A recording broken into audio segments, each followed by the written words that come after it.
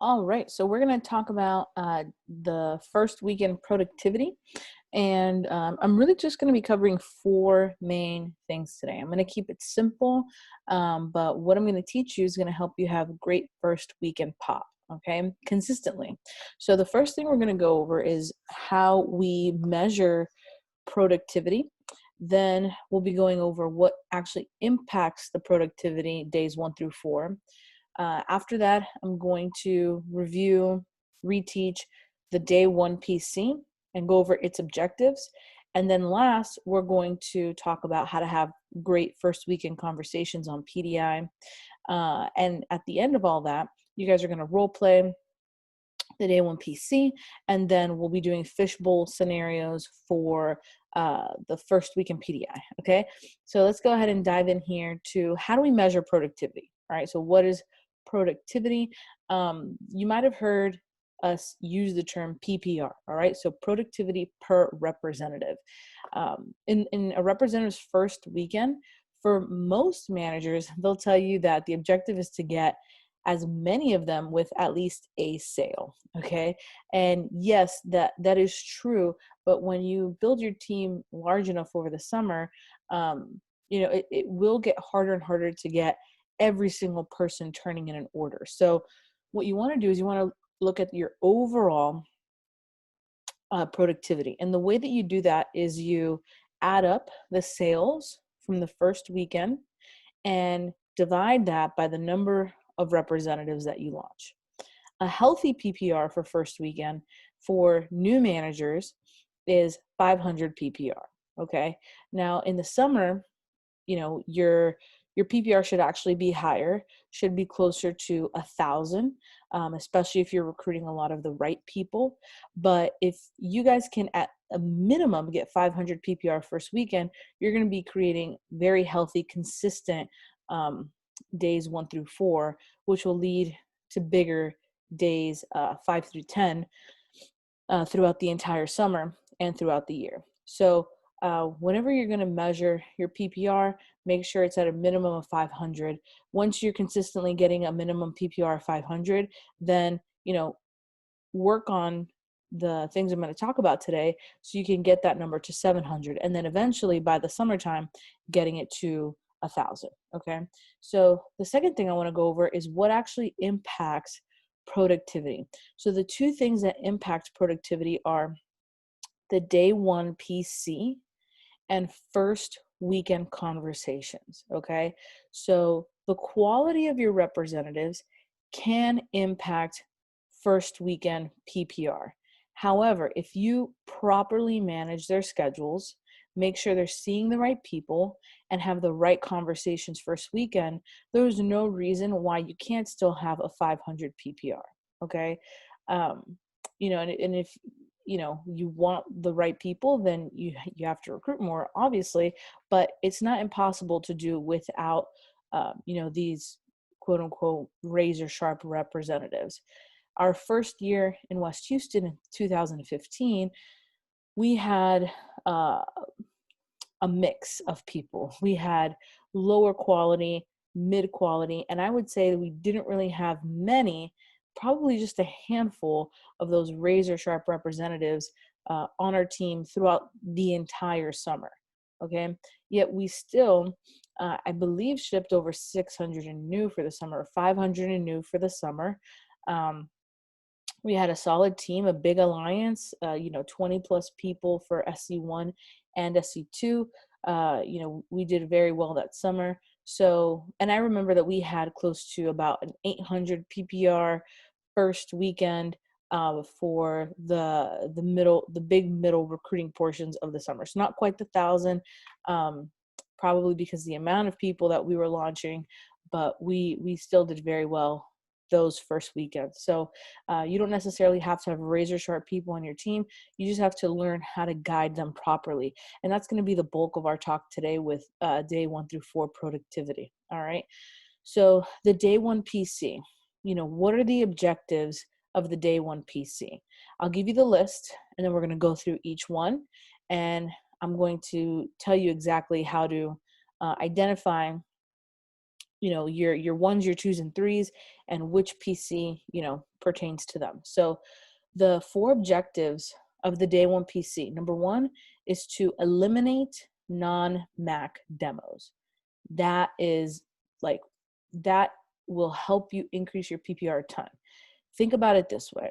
Aside from the fact that we know that representatives sell less on non-Mac demos first weekend, if they do more Mac appointments or just a lesser number of appointments with only Mac customers, the averages say they will get a sale. Whether that sale is a vegetable peeler or $4,000, a sale is a sale, and a sale brings confidence. And if the representative has confidence, that's what's going to motivate them to keep going. So doing a proper day one PC that eliminates non-Mac demos is also going to help you build retention from launch to advanced training. And this is one of the most sensitive times in a representative's career. You guys know that we get drop off day 1 and day 2. You know that we get drop off between day 2 and AT1 launch. And one of the easiest ways to prevent that is to making sure that the representatives are taking the right actions, because we know even if they don't know what they're doing, as long as they're following the program, the averages say they're going to get a sale 60% of the time. All right. The second objective of the day one PC is to help them identify their goals. And that ties into the third objective, which is to show them what's possible, right? So you have really 2 kinds of representatives. Or really 3 kinds. You have the first person who,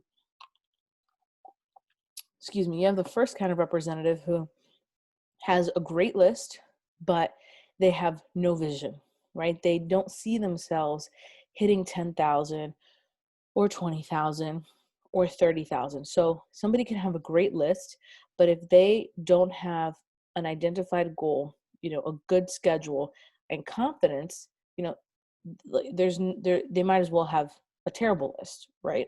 So it's our job to help them build that confidence, identify goals, and help them think bigger. The second kind of representative you have is somebody who thinks very big, but has an awful list.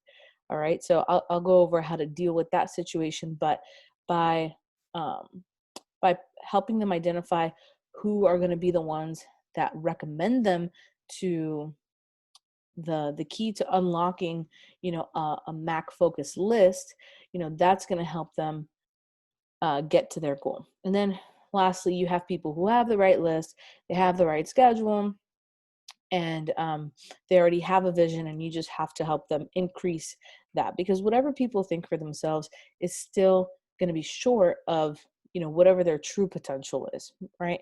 Not everybody who comes into training is like, hey, I want to break the record, but there are people who come into training not thinking that, but have the potential, the list, the time in order to do that. Okay, so with the day one PC, eliminating non-Mac demos. So let's talk about identifying the different kinds of representatives 1 through 3. So you have your 1 reps, all right? Your 1 reps, that we label 1 in training. Those representatives are representatives who don't have many Macs on their list, okay? Maybe they have mainly ACs or just 1 letter A's, C's. It's very rare that we get somebody with 0 Macs, okay? If you have somebody that only has, let's say, 1 to 5 Macs on their list, and I would say anything between 1 and 15 Macs on their list, 1 to 10 fits in this category, is as soon as you sit down for the PC, before you even look at their schedule, all right, you want to ask them, you want to first identify the number of Macs on their list, and then say, hey, I just want to let you know that I noticed you don't have over 30, 40, 50 plus Macs on your list, and that's totally fine. This weekend, your focus is not going to be getting, crazy sales. It's going to be getting as many recommendations as you can, okay? Because I want to make sure that you start off on the right foot, and I'd rather you do less appointments with the right people than a bunch of appointments with the wrong people. Because even though you get $18 per appointment, it's going to be a waste of time. You're not going to get as many recommendations, and you're definitely not going to get as many sales.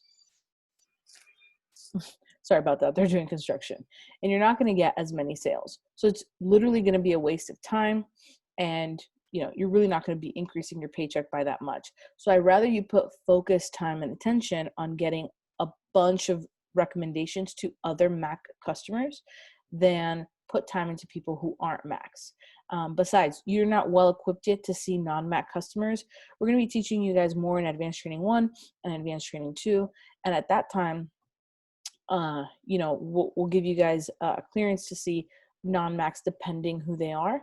But I want to make sure that you're building a solid foundation.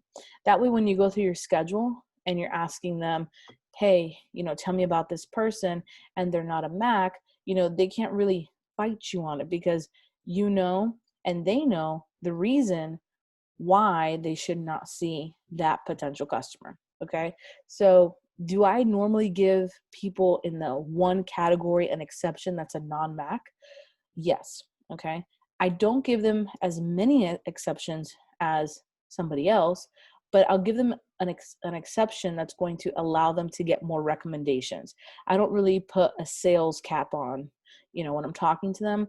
I make sure that I'm focusing on recommendations with them. So for example, let's say they have an AC on there and it's their grandmother, and their grandmother, maybe they don't think she's going to buy on a scale of 1 to 10, but then I ask them, does grandma have access to more Mac customers? And they say yes.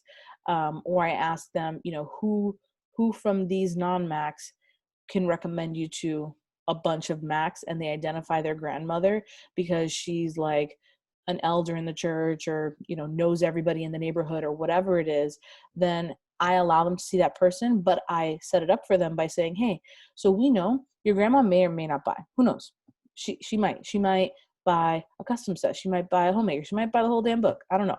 But whether she buys everything or nothing, your focus is going to be with recommendations. Okay. So when we go over that in training tomorrow, you definitely want to take a bunch of notes. So that's how you want to gear that day one PC with that one rep. All right. When you're working with them, helping them identify a goal, first thing you want to ask them is what they're thinking for their fast start. All right. If they're thinking 10,000, you don't say no. All right. You don't say no. And the reason is nobody likes to feel like they're not believed in. Right. And it doesn't mean that somebody can't hit 10K just because they don't have 50 Macs on their list day one, because somebody can have no Macs on their list, go out, get a bunch of recommendations and be recommended to a bunch of Macs that they're connected to. And come Monday, they could have more Macs than everybody in the training class, right? Which would qualify them to have a 10K fast start. So if somebody wants to sell 10K and they're on one, you don't say no, you help them find the path to get there. And you say, hey, I want to let you know, we already talked about this. You don't have a lot of Macs on your list. You have to see grandma. You have to get all the recommendations, because if you don't have 50 Macs on your list, there's no way you're going to hit 10K. So your mission this weekend, if you want to hit 10K, I don't care how much you sell this weekend, 50 Macs on your list. All right.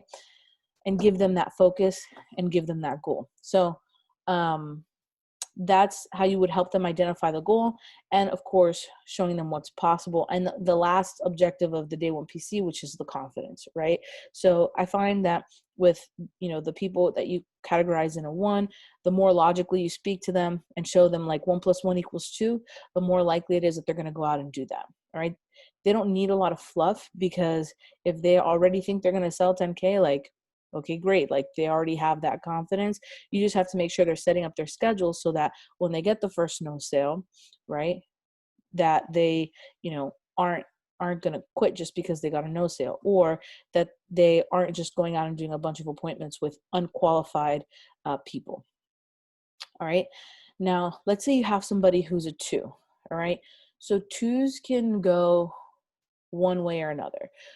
If somebody's a 2, they could have a bunch of Macs on their list, but not have much confidence, not have the time on their schedule to, hit big numbers, whatever it is.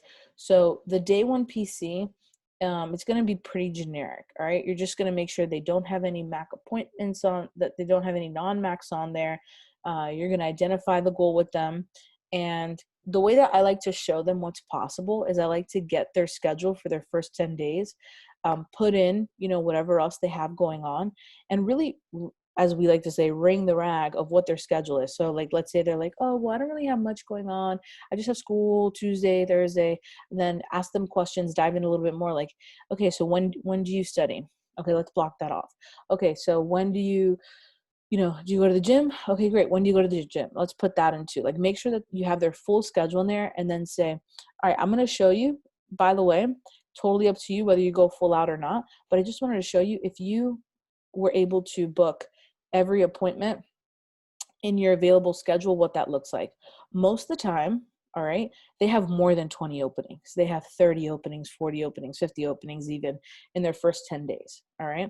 If somebody has a Big Mac list and they had no vision to have a 10K fast start, but you just did their whole schedule with them, showed them all the available openings, and showed them that they have the max to equal that schedule, that's going to build a bunch of confidence. And we've had a bunch of 10K fast starters or people almost achieve 10K.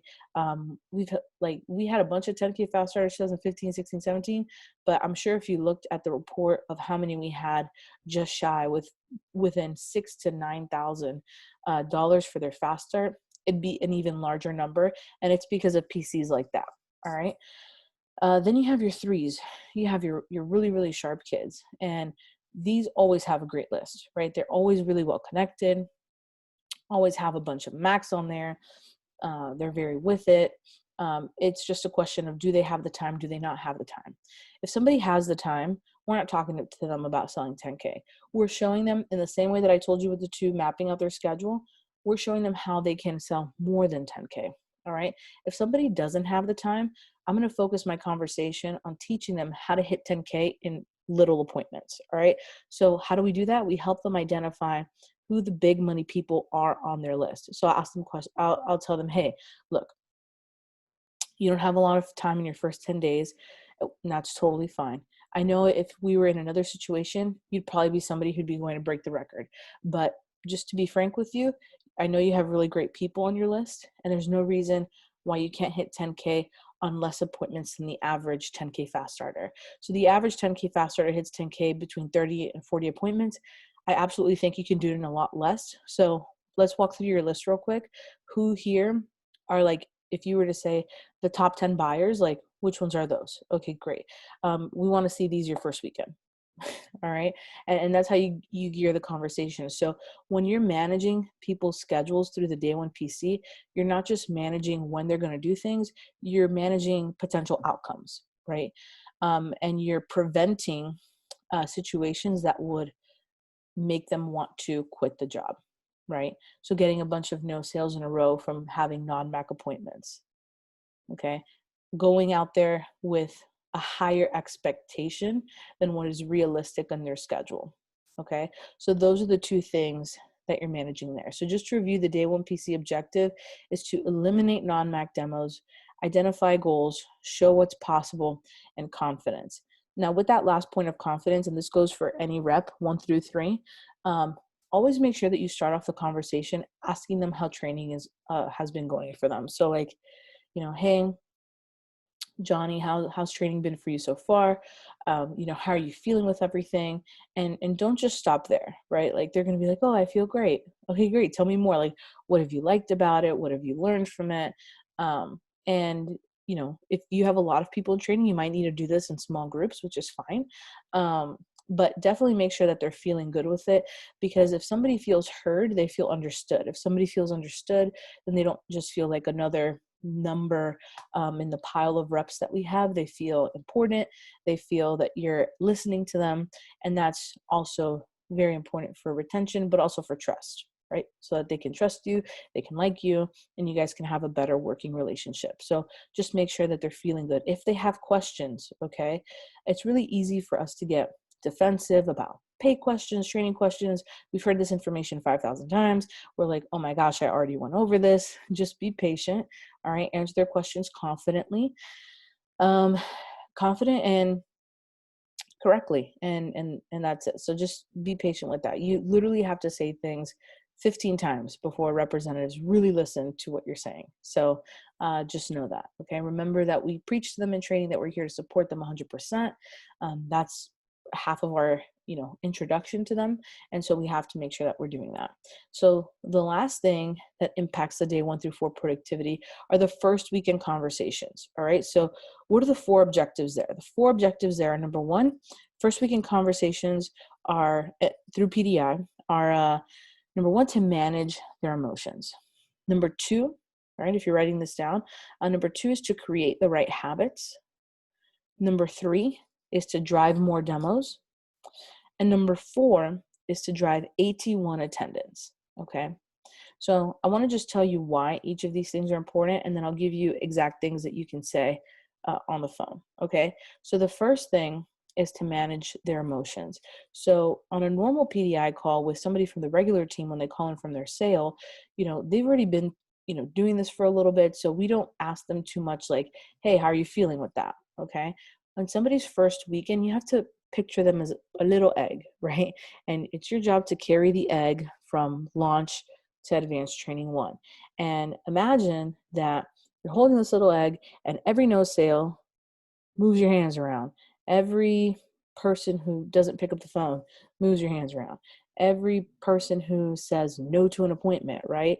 Or, they didn't get a big sale or whatever it is, they didn't get recommendations, that's going to rock it a little bit for you. Potentially the egg might fall and crack, and we want to prevent that. So the first objective with first weekend conversations is to manage emotions. Really, how you have to think, how can I get this person in a positive space to get them from the launch to advanced training 1? All right. The second thing is to create the right habits.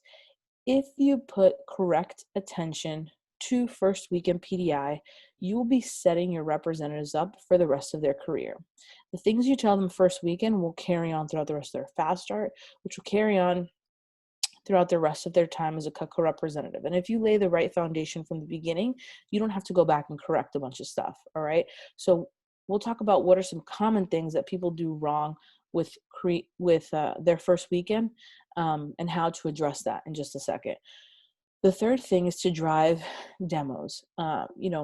Whenever we make calls on the first day of training, half the training class came prepared, half of them didn't. And most of them are going to get a lot of recommendations of people they know from actual appointments over the weekend. So we have to really push making 5 calls before and making 5 calls after. And lastly, driving AT1 attendance. If somebody has a problem, something they're not doing well at, we always point to AT1 and say, hey, no worries, in advanced training, we're going to go over how to fix that, no matter what it is. Because AT1, it's designed to give them even more confidence and actually teach them, how to sell Cutco, not just how to show Cutco. So I want to just dive in here real quick to creating the right habits, driving demos, and driving AT1 attendance, because they all kind of tie in together on PDI. But I want to give you kind of a list of things that you want to be saying on repeat to people as much as possible. So with creating the right habits, things that people typically do wrong: they don't check in from their appointment, right? We've all seen that. They don't call in during the appointment, and they don't say the right thing. Maybe they say, hey, I'm calling here, and they're definitely considering the homemaker set, right? Or whatever it is. And the customer wasn't, definitely getting it at all, or whatever it is. So people calling in incorrectly. So that's one very common mistake. Other common mistakes: people not dropping down correctly. So how can you identify if somebody's not dropped down properly? They call you from the homemaker set, and then they call you at a piece, right? That's an immediate red flag. They call you at buying one piece, but they hadn't called you before that. That's somebody not dropping down properly.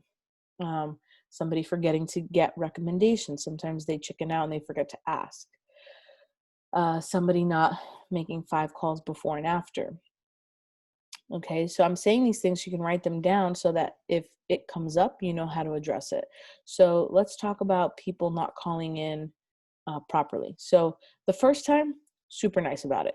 The second time, not as nice about it, all right? Because we would have already had the conversation. So When people don't call in from their appointment, I call them up and I'll be like, so for example, this happened with Hillary this past weekend, and she didn't call in, and I called her up and I said, hey, Hillary, haven't heard from you from your appointment yet. Have you guys not gotten started? She said, oh no, yeah, we're done. And I said, okay, what happened on the appointment? She tells me all about it. I'm like, okay. I give her a couple tips, and then I say, hey, by the way, just so you know, I'm going to verify this appointment for you because it's the first time, but I technically can't pay you unless you call in to verify. All right. So I need you to call in from all of your appointments from now on. So during the appointment, so we know what's going on. Were you confused on how to do that from training? Do you want me to review that with you real quick? And she said, oh yeah, I didn't remember. And then we went over how to call in the definitely and the considering. And then she started calling it after that. Once people hear that they're not going to get paid unless they call in, they start calling in more. All right. If you ever run into the situation where you have somebody that you think is not doing things 100% on their demo, maybe they're faking a demo, whatever it is, you totally can ask to speak with the customer. So I had a rep on our team who she had a lot of no sales in a row, and I wasn't sure if she was faking appointments, and I wasn't sure if she was closing improperly, because we had gone over her close, sounded okay, but maybe she just gets nervous when she's like out, talking to customers. So when we were on the phone, she kept telling me, oh, this person's, considering the all knife set, whatever. So I said, hey, let me go ahead and just talk to your customer directly. So she puts me on the other line, and I'm surprised that there is a customer on the other line. I introduce myself, and I just say, hey, she says that you're interested in the home lifestyle. Here's what we can do. And I gave the deal to the customer directly. I said, hey, she's going to go ahead and take care of you now, but let her know if you have any questions. And hey, call me back, to let me know or whatever. Hang up the phone, calls back. Hey, they like that deal that you gave them with the knife set, whatever.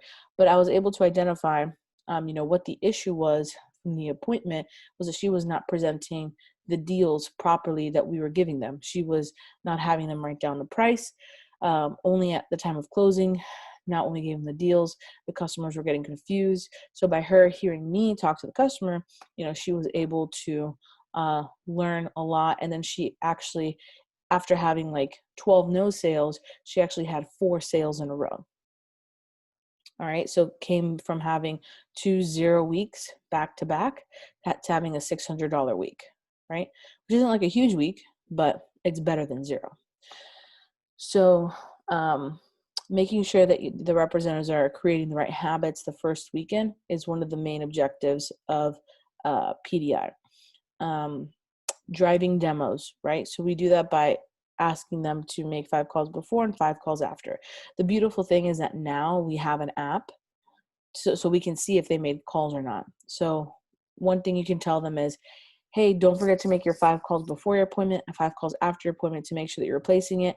I'd rather you be 3 minutes late to your next demo than to miss the opportunity to create more appointments. So I'm going to go ahead and check the app in 10 minutes, 15 minutes, whatever it is. And I want to see those 5 calls on there. All right. So that's an easy way to manage people now.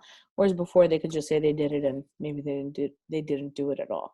Okay. So just to review what we went over is, number 1, in order to get good at PPR, you have to track your PPR. So how do we measure it? We measure it by adding up the sales of the training class of the first weekend and dividing it by the number of representatives that we had, right? So getting the average. And so good PPR, try getting your PPR to 500 first, then build up to 700 and get yourself to 1,000 by the summer. Remember the 2 things that impact that productivity when you're looking to increase it. If you're sitting there saying, man, I've been at a 600 PPR for, this many weeks, how do I increase it? You need to go back and review your day 1 PC and make sure that your first weekend conversations are airtight. So the day 1 PC objectives, remember, is to eliminate non-MAC demos, help them identify a goal for their fast start, show them what's possible, right, when you're making their schedule with them, and to really instill confidence and belief in them. And with first weekend conversations, the objective there is to manage their emotions, right? Build the right habits, drive demos, more demos, and to get them to advanced training. Okay. So what I'm going to go ahead and do now is I'm going to send over a file that has a bunch of sample conversations, right? And it also has the day one PC. So whoever the MC is, go ahead and divide everybody into breakout rooms. What I want you guys to do is to practice the day one PC a couple times, and then I want you guys to go through some of these PDI conversations together. And after that, when we reconvene as a group, we're going to be doing some volunteering and doing some fishbowl scenarios.